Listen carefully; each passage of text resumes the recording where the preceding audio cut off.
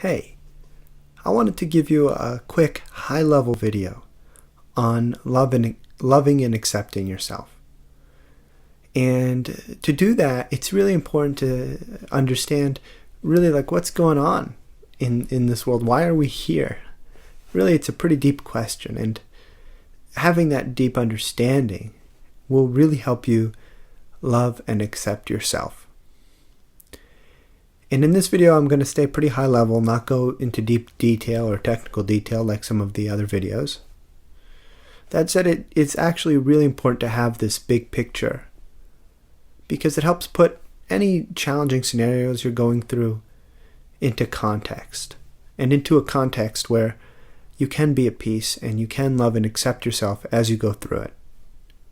And of course, that's really important because if you're not loving and accepting yourself, then you're not at peace and you're beating yourself up, or you're judging yourself and you're in negative emotion. And that means that then you're not seeing clearly and you're not feeling good, which means then that you're not making decisions based on feeling good, which means that those decisions probably won't be conscious, wise, optimal choices that help you in life.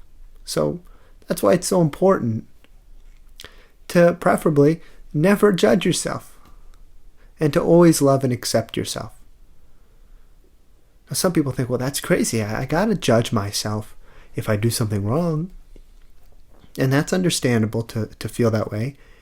And I will make another video in the future where I talk about judgment, and I make a pretty good case for why it's actually never useful to judge yourself.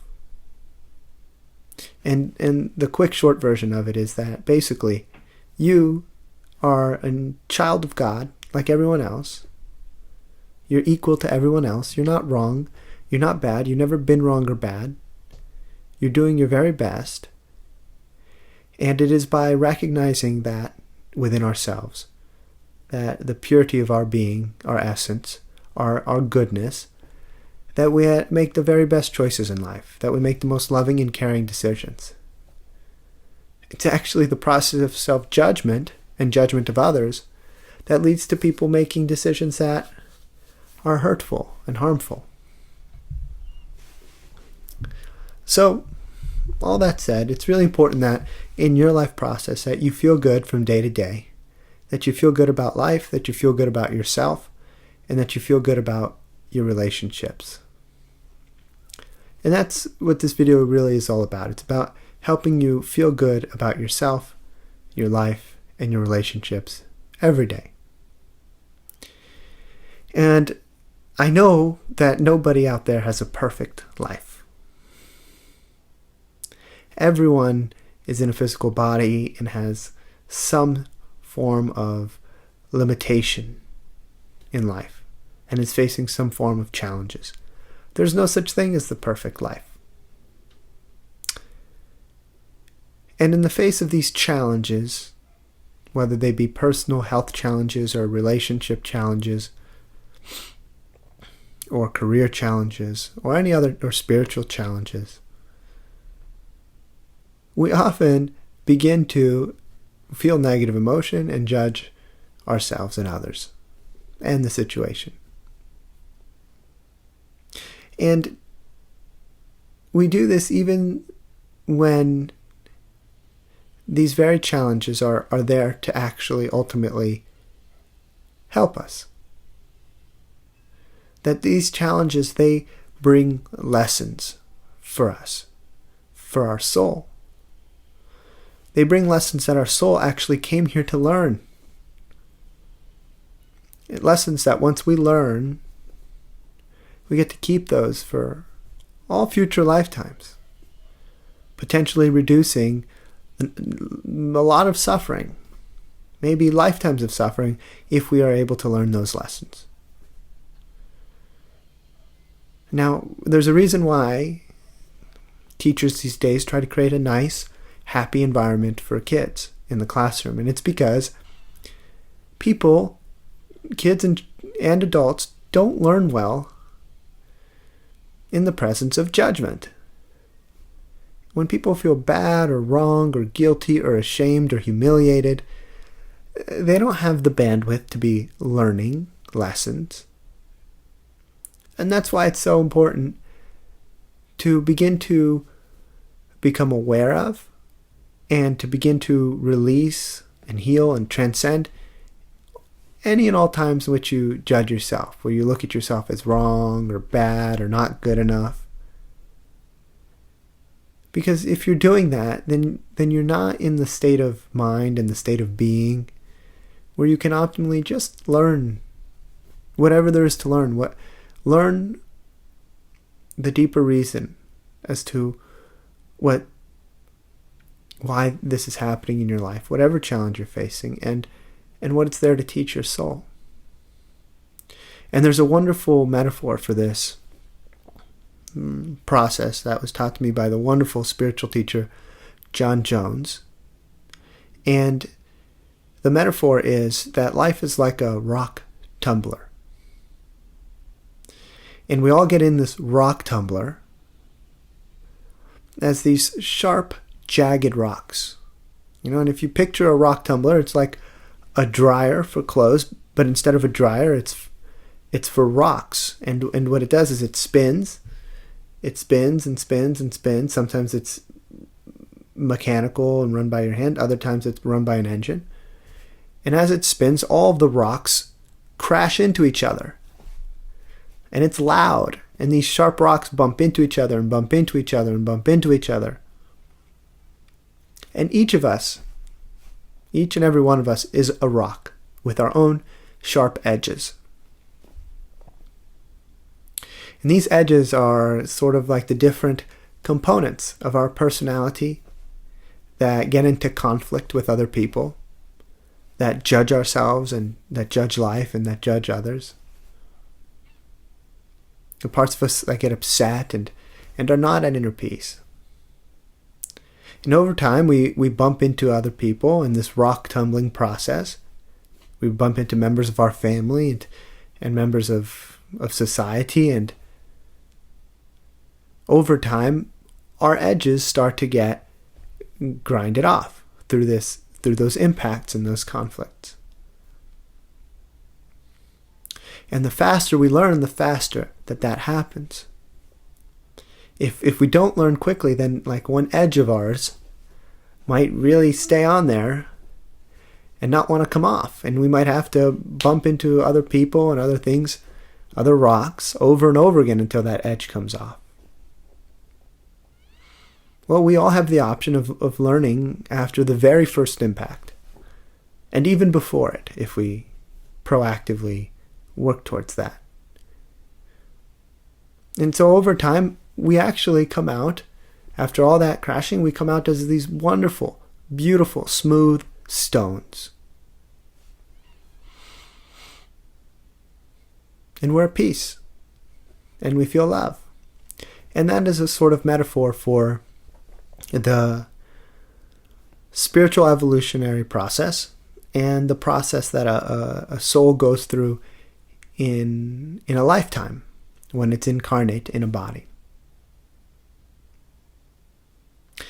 And if we can recognize that that's all that's ever going on, and that we are this beautiful stone underneath all of our edges, and we connect to that when we're going through either relationship difficulties or career difficulties or personal challenges or having negative thoughts and emotions or feeling badly about ourselves in life. If you can remember this metaphor, and instead of feeling badly about yourself, begin to love and accept yourself. And begin to ask the question then, once you're loving and accepting yourself and anyone else who is around you, what is this here to teach your soul? What is there for you to learn from this? What edge of yours is getting caught here? Is bumping into other rocks or getting caught up in other rocks? And how can you sand that down on your own without having to bump into other people more and more and more? And here comes another very key part of the process. It's the tendency for all of us to have really high expectations of ourselves. It's like sometimes we expect that we can somehow avoid all of the rocks in the rock tumbler. As the rock tumbler is spinning, we feel like we can somehow not bump into any rocks. And so we have this huge expectation of ourselves, and then when we get into conflict and misunderstanding with another person, or we feel upset about something or someone or ourselves, then there's the added layer of disappointment, because now we haven't met our own expectation of somewhat being perfect, or of never getting into conflict, or of being totally loving all the time. Now, it's a wonderful goal to avoid conflict consciously and to always love yourself and others. And if you set that expectation, then whenever your rock does bump into another rock, whenever you find another edge of yours that's still there, then you're going to be met with internal conflict and disappointment, because you won't be meeting that internal expectation that you have. If you release those expectations and you just accept whatever happens as part of your soul learning process, can you feel how much peace that could bring you in your life? How much less hard you'd have to sort of work in your mind and in your emotions?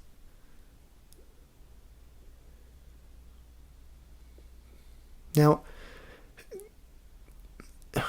there's another facet of this that I'd like to talk about, and it's about how people who meditate a lot, and if you're on our channel, maybe you do meditate a lot, how people who meditate a lot and are spiritual and spiritually developed in ways, how such people can create a similar expectation that life is going to be easy, and that there won't be conflict, and there won't be negative emotions that bubble up, and that people won't get mad at them, and that they won't get mad at other people. Typically, it's not how it goes. Even if we're very spiritual and we meditate a lot, still things happen in our lives. We lose loved ones. People get upset with us. There's conflict. We're still in the rock tumbler.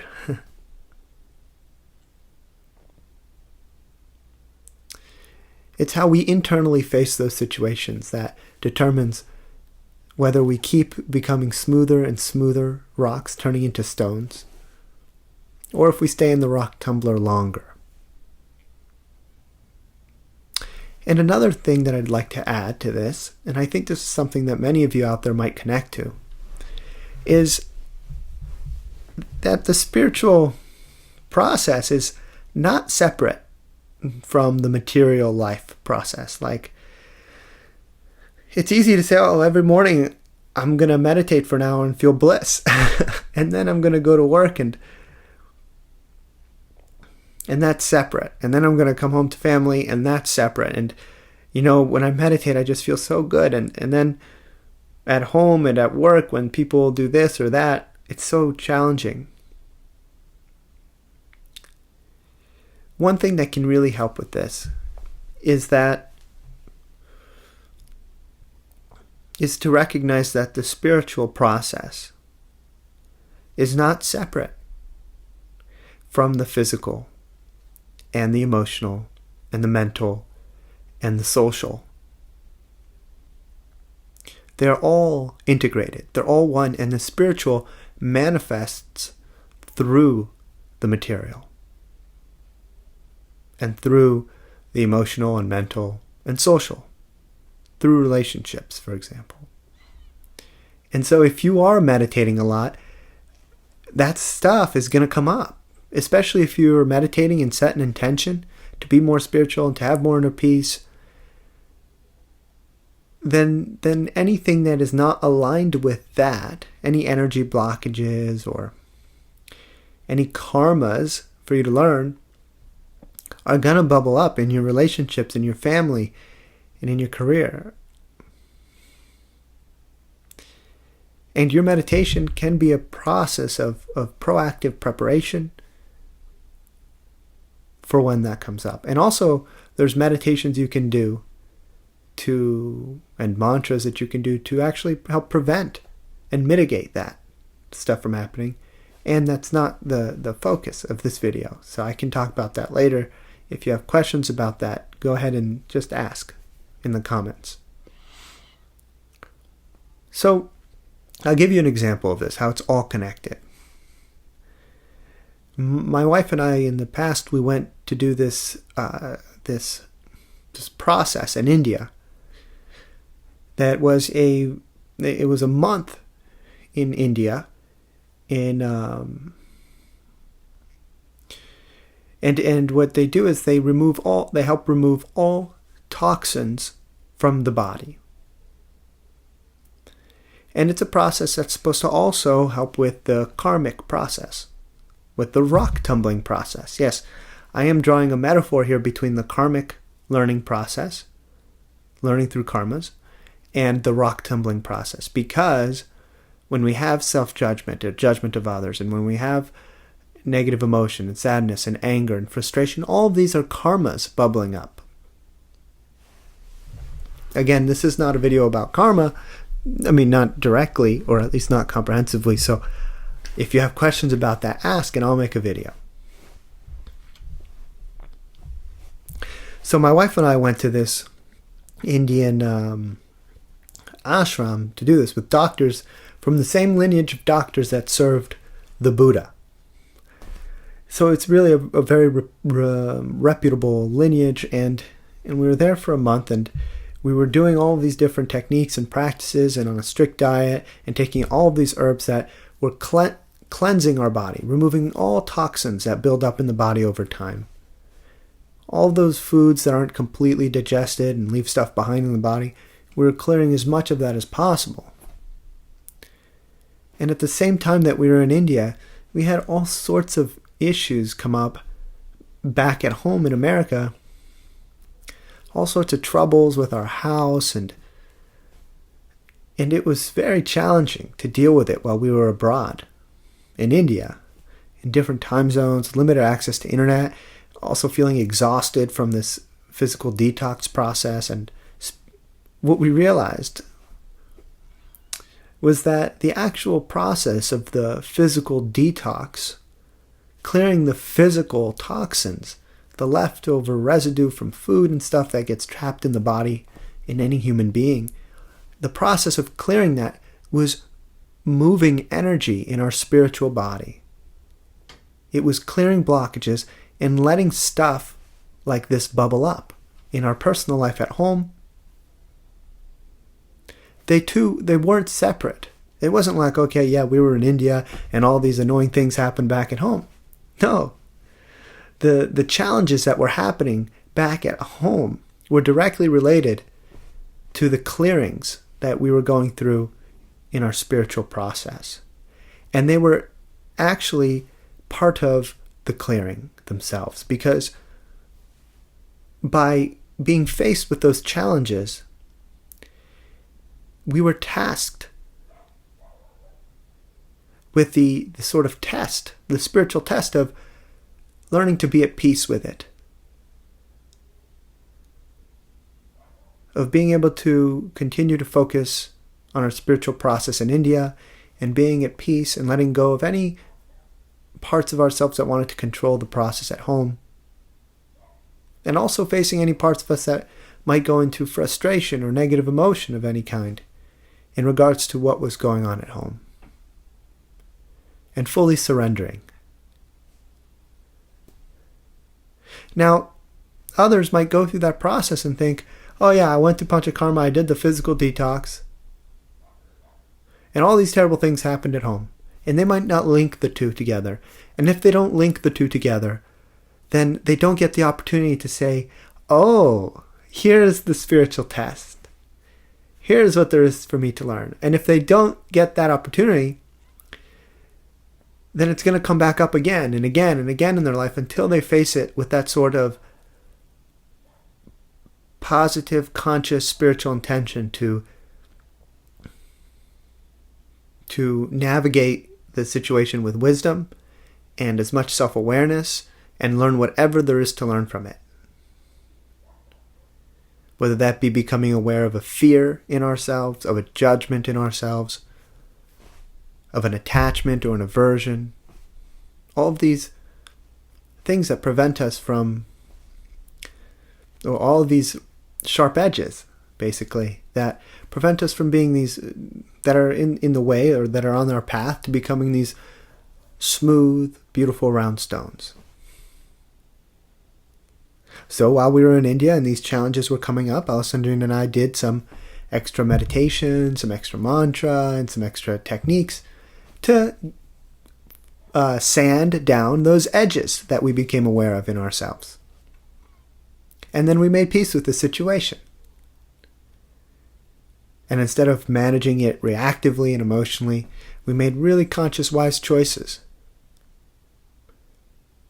Had we not made those conscious, wise choices, it could have been a very challenging situation with much, much greater implications, negative implications.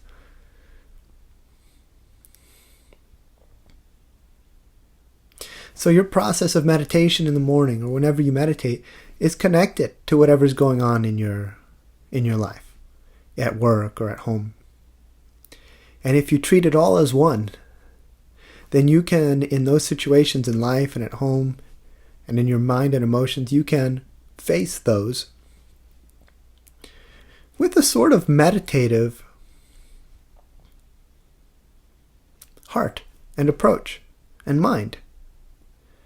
The sort of mind and approach and consciousness that is focused and intentional and spiritual and optimally aware and chooses consciously and wisely. And then your spiritual life and your physical, emotional, mental, family, and work life, they merge and they become one, and you start to make wise, loving choices that really benefit you and your family and even humanity.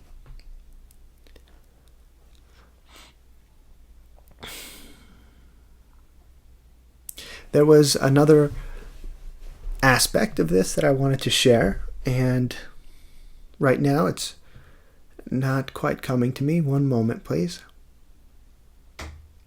Yes. All of us are on a bridge, whether we realize it or not. You can look at this bridge as like a road. All roads do lead to Rome. Now, some are more scenic and peaceful and even faster than others. Yeah, you could take the long way and go through, get all the traffic lights, or you could take the beautiful scenic way, or you could go through the countryside. This road or this bridge is taking us to the ultimate destination of being that round, smooth stone, of being that being that is enlightened and at peace and has a true capacity and exhibits unconditional love and is very conscious and aware. So we actually get to, if we become aware of this bridge or of the road that we're on, we get to modify it. If we become self-aware of it, we get to start modifying our own bridge.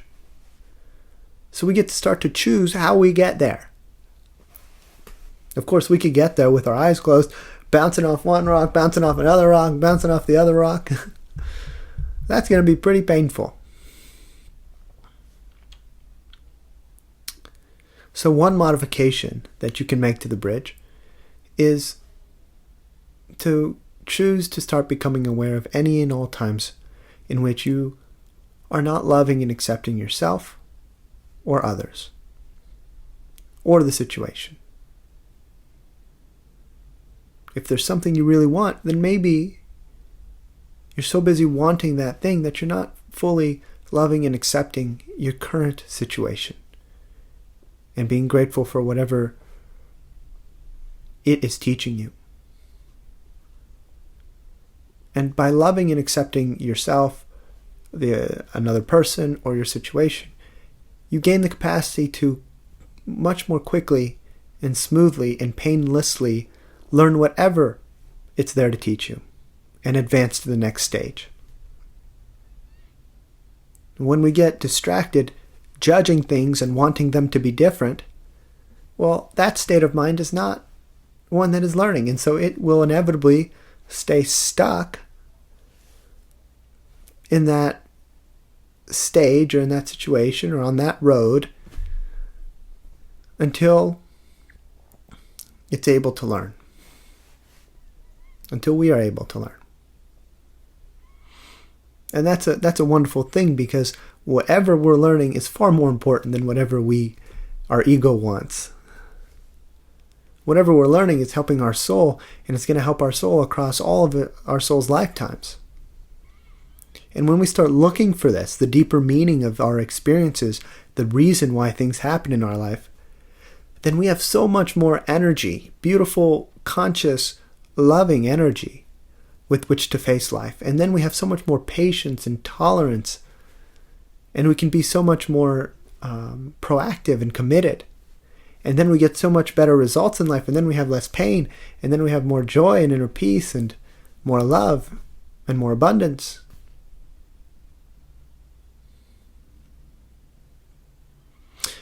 So, to wrap up,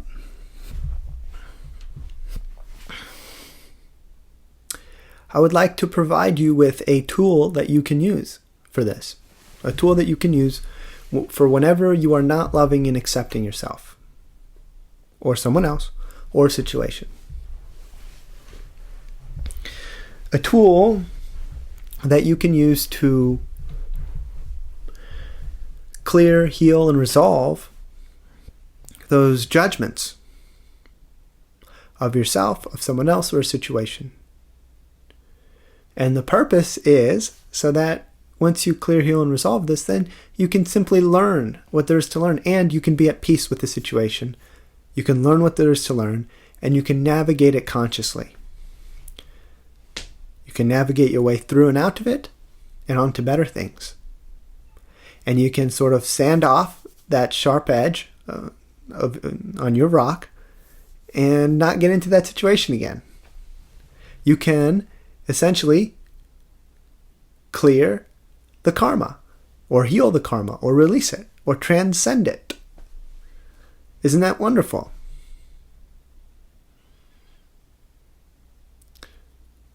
So the process that I'm going to share in this video today is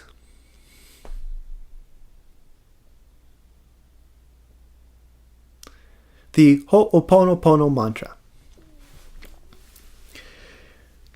Now, the Ho'oponopono mantra is a mantra that's a Hawaiian name developed by,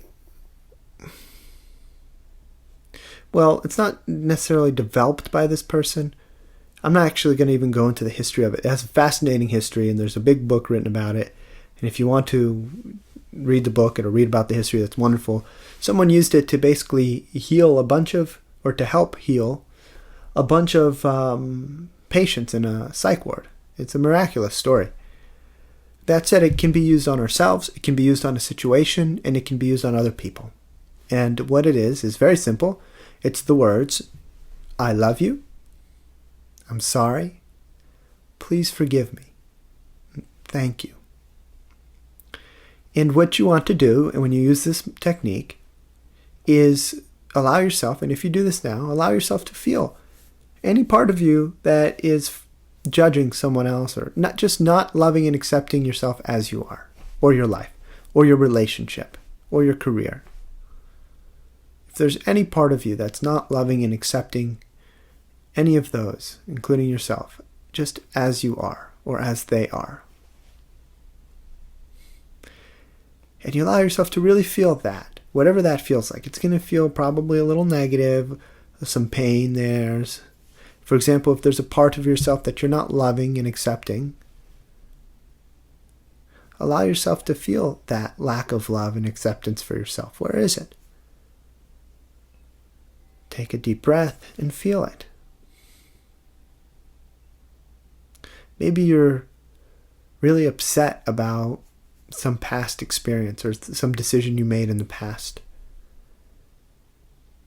Maybe you're really upset about the state of something in your life right now.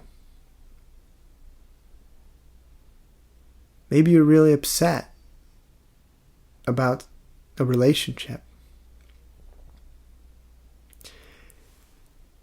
I'd like you to get in touch with the part of yourself that is really upset and let it come up and let yourself feel it. And then begin to repeat to it, I love you. I'm sorry. Please forgive me. Thank you. I love you just as you are. I'm sorry for what you're going through. Please forgive me for any way in which I may have triggered your pain. And thank you for trying to help and for being who you are. That's the sort of message you're sending when you're saying, I love you, I'm sorry, please forgive me, thank you, I love you, I'm sorry, please forgive me, thank you. And if you just keep repeating that until you feel the pain subside and go away, then you know you've cleared off a sharp edge. How wonderful. So this is a tool that you can use on yourself. If you're ever upset with someone or something they did, you can use it with your memory of that or with them. Sending them the energy of I love you, I'm sorry, please forgive me, thank you. Sending that energy to a part of yourself. Sending that energy to your whole being. If you ever can't sleep at night, for example, try this. And also, if you're just like not enjoying your work or something like that, just envision it in your mind's eye and then start sending it that energy. I love you. I'm sorry. Please forgive me. Thank you. Start sending that energy. And as you do it, really feel it. Really feel the words. Don't just say them. As you practice this technique, you'll gain deeper understandings. You'll have more aha moments about that'll lead to like self-awareness. You'll have aha moments and clearings and shifts about the way you've been relating to yourself and to people and things. You'll have more peace and more clarity in life. You'll love yourself more and love others more. It's really a wonderful technique.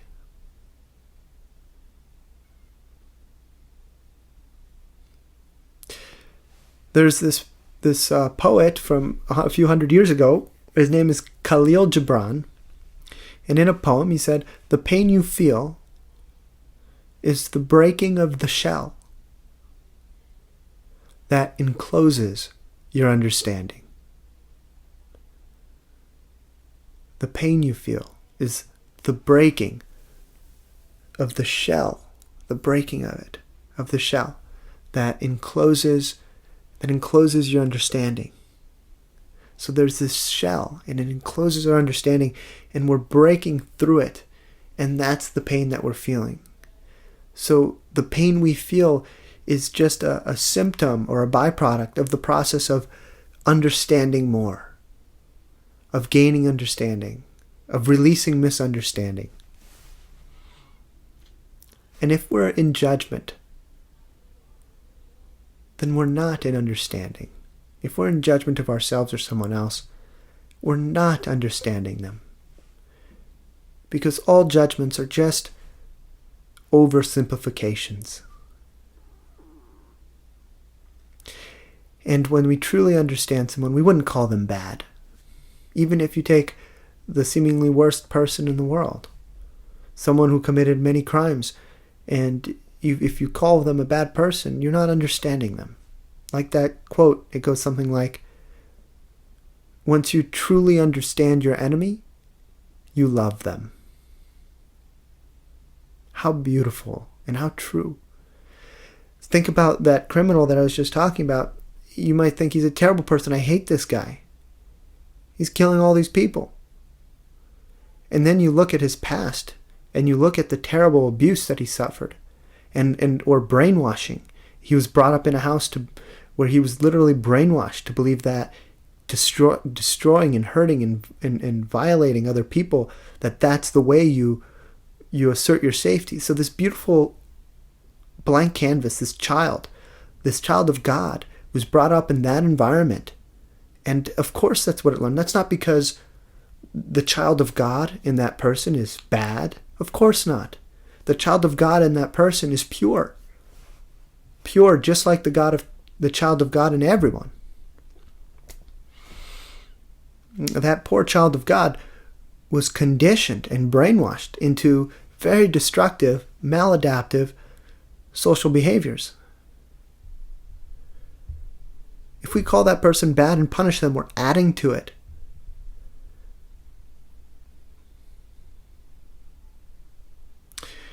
And while this is an extreme scenario that I hope you don't react strongly to, and I hope you really try to understand what I'm saying, because it's actually really functional and wonderful and intelligent and conscious and wise. If that applies to that extreme scenario, imagine how it applies to you. And imagine how it applies to the loved ones in your life. And imagine the potential that these understandings create for you to ultimately, one day, reach a point where you never judge another soul. And imagine the amount of peace and space for understanding and wisdom and clarity that will create in your being. And imagine how that will influence the rest of your life and also your soul, which will take that deep learning and use it in all future lifetimes. What is the effect then on your soul's trajectory and process of evolution and your process of becoming that beautiful round stone? That's the journey we're on in every single moment. I hope this has been helpful to you. If it has, please like the video. Please leave comments if you'd like to. And if you'd like to stay in touch with more videos like this, please subscribe to the channel. And also visit our website, dexterandalessandrina.com, and subscribe to our newsletter if you'd like to keep in touch with us and what we're doing in our workshops. I know a lot of you aren't from where we are. We're in Miami right now. And we might consider doing some workshops elsewhere around the country and also online. So if you send us a note about what type of things you would like from us, we will do our best to help you. And lastly, if you're ready for it in your life, consider a one-on-one session over the phone with us. That is our primary service, spiritual counseling. And it is something that, for what it's worth, that has receiving spiritual counseling myself one-on-one for many, many years has completely changed my life. And I've been able to become aware of and learn things and evolve in ways that I never could have evolved on my own, even if I had read thousands of books. Because only when we speak with a facilitator, with someone, can they really see what we're missing and what we're not integrating. And when we read a book, we're reading that book with the same mind that we had before we read the book.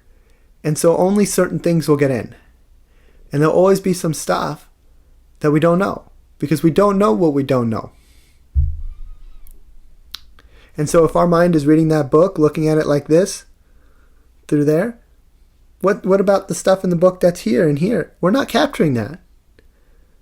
So a facilitator, a spiritual counselor, for example, can realize when we're missing this big piece and can help us absorb that and expand our consciousness and help us see things that we might not see until many lifetimes to come. And sometimes seeing those things, it makes a huge difference in our life, in this lifetime and all future lifetimes. I have found that to be very true for me and for what that's worth. So, God bless. I hope you have a great day.